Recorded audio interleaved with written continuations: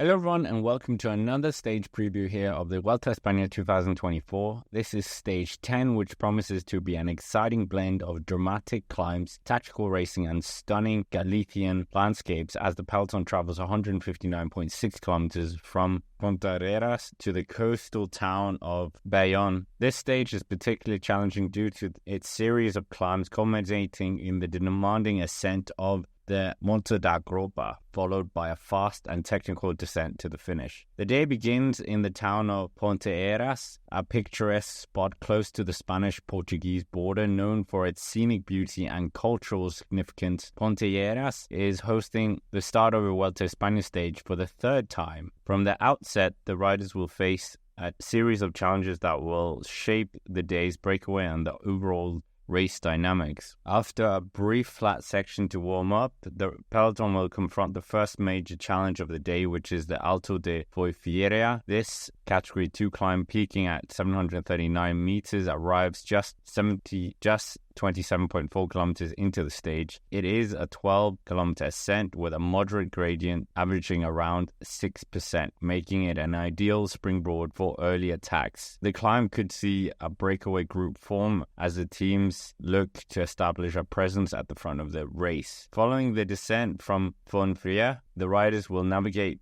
through the rolling terrain as they pass through the villages of Abo and Salvatierra de Minho. The route remains undulating as they approach the halfway line point, providing a little respite before the next set of climbs. At 98.3 kilometers into the stage, the pelotons will face the Alto de la Villalcha, a short Category 3 climb with a peak altitude of 381 meters. This ascent may inspire further attacks, especially from teams with strong climbing domestiques. Shortly after, the riders will take on another climb, a Cat 2 climb, which reaches 439 meters at 113.6 kilometers into the stage. Although not excessively long, these climbs will gradually sap the energy from the legs, setting the stage for the final decisive climb. The key feature of Stage 10 is the Alto de Mugas, a Category 1 climb that begins 139 kilometers into the stage and has a 9-kilometer ascent. The climb starts aggressively with a punishing 10.2% gradient, including a section that spikes to 15%. The steep opening kilometer will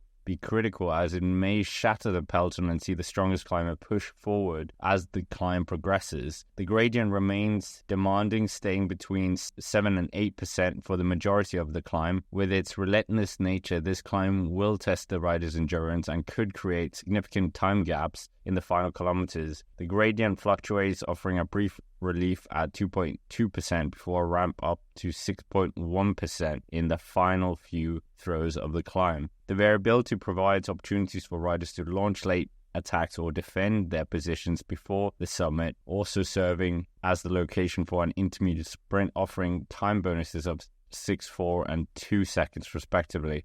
For the general classification, this could be an ideal opportunity to gain valuable time ahead of the descent. The descent after the climb is fast and technical, covering nearly 20 kilometers as it drops towards the finish in Bayonne. The descent is likely to be frantic with the breakaway riders if there are any, and GC hopefuls looking to maintain whatever gap they have gained on the climb. Riders with strong descending abilities will be able to capitalize here, potentially making the difference between victory and defeat. The finishing line awaits them in the beautiful seaside town of Bayonne, located in the shores of Vigo Bay. Bayonne, with its medieval fortress and scenic views, provides a spectacular backdrop for the conclusion of this challenging stage. The 3 first riders across the line will receive time bonuses of 10, 6 and 4, adding another layer of strategy for the final kilometer. Stage 10 is expected to be a battle of attrition, with that final climb serving as the main battleground. Breakaway specialists with strong climbing ability and descending ability will seize the day, while